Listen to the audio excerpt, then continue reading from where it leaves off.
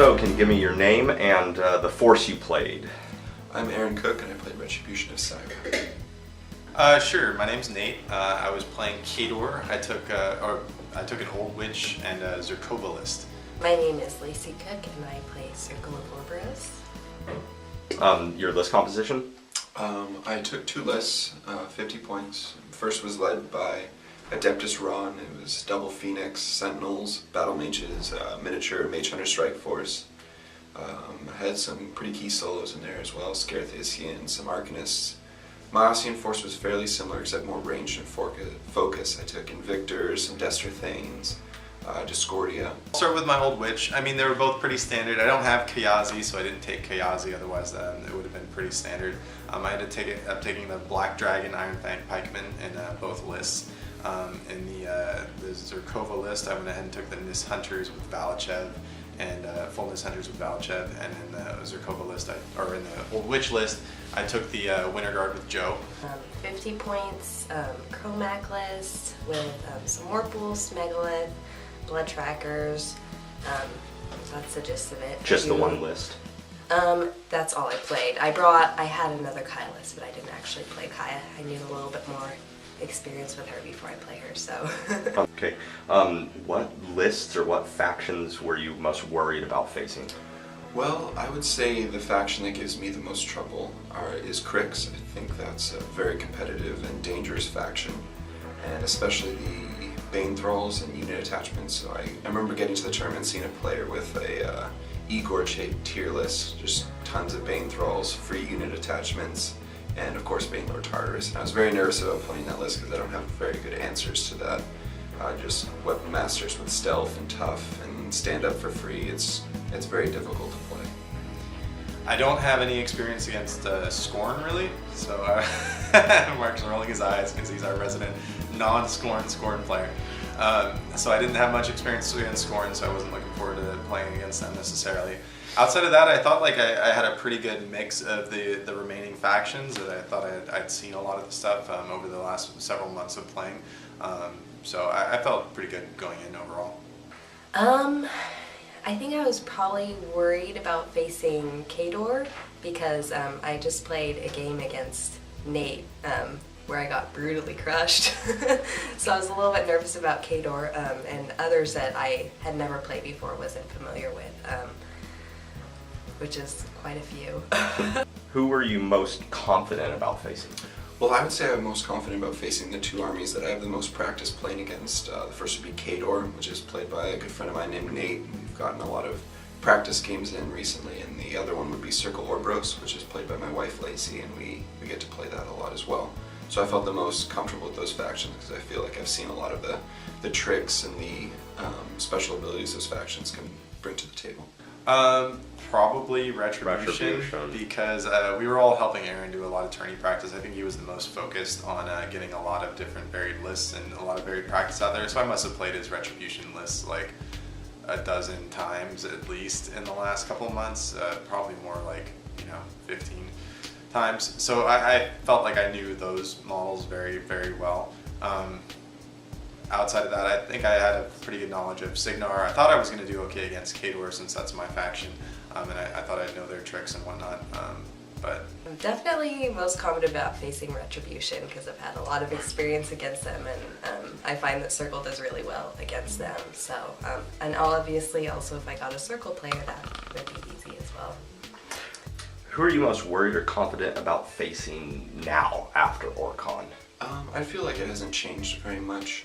Luckily I didn't have to face any Crix in Orccon, so I didn't get pummeled by them. And I faced two Khador armies and a Circle army all of which I won, although they were very competitive and close games.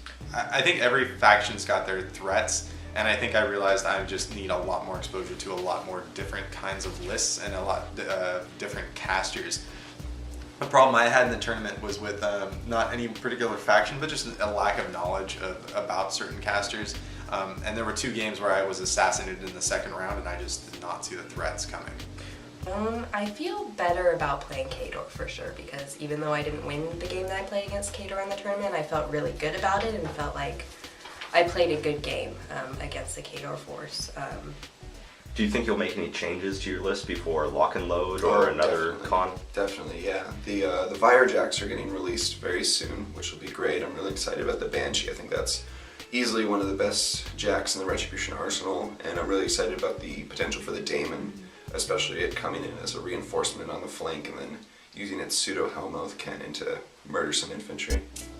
Yeah, I dropped Zerkova from list in a serious tournament setting. She dropped her off a cliff. Not a good caster to take. So yeah, I would scrap that list entirely. I'm looking forward to when Getterix is released, so I think I'll probably work him into my list. I'm not sure how that will change the composition exactly, but I'm pretty sure that he's going to be included, especially with Chromax. So, what was something that you learned, something new you learned at Orccon about the metagame or about other factions or even your own faction? Well, one little bit of wisdom that one of my opponents gave me, Craig, he was the Circle Orgros player I played in the semi-final, gave me after the game, which I thought kind of really rang true, is that when 2 really competitive players get in face, a lot of times the game comes down to who makes a bad mistake first. So approaching a game with the standpoint of trying to limit your mistakes and being ready to capitalize on your opponent's mistakes and not forcing and trying to force through your battle strategy, but rather being more fluid and adaptable to events. I think that's a really good thing to take to heart. I learned there's some really good players out there that aren't that far away from us, so it'd be nice if we're going to get serious, or if anybody wants to get serious with actually practicing and for a tournament environment. Well, we got a new store about in Pasadena, not too terribly far away. Gamecast or Game Empire. Game Empire. A lot of good players came up from Game Empire, so it's nice to know they have a good, strong meta down there that we could tap into and potentially strengthen each other. Wasn't prepared for that question. Dealing with the meta game or the factions or your own faction? I think just the atmosphere of so many games being played at once, so much more time spent playing games, having to be focused even after you were exhausted after playing so many games was something that I wasn't used to, and it was definitely good practice for playing so many games at once against so many different armies and constantly thinking through new strategies. Okay, how about comparing Orccon to your expectations at Lock and Load? Do you think you'll see the same people, the same factions, the same lists? I hope I see the same people. I played some great competitors who gave me a hell of a time, and I had a great time playing against them. As for the same factions, it was really cool at Orccon that you saw every faction there well represented. I'd say there was at least 2 of almost every faction, and up to 4, no more than 4 or 5 of other factions. So it was great to see the wide variety of factions. As for people, I'm sure we'll see some very heavy competitors there, and I'm looking forward to it.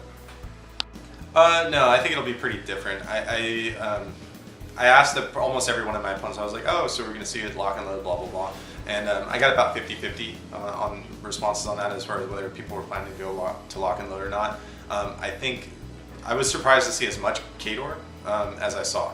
There were 6 or 7 or 8 Khador players in the field, which was, I thought, a lot.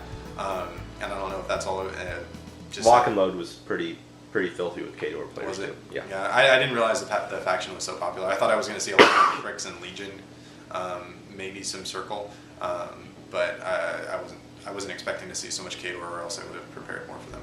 Yeah, I won't be able to make it to Lock and Load, unfortunately. Sad. But yeah, we've thought about going to, I think it's Kingdom Con down in San Diego, and other ones as well. That would again be great practice, and it was a lot of fun. So. From everyone here At Santa Barbara Wargaming. We'll see you on the road.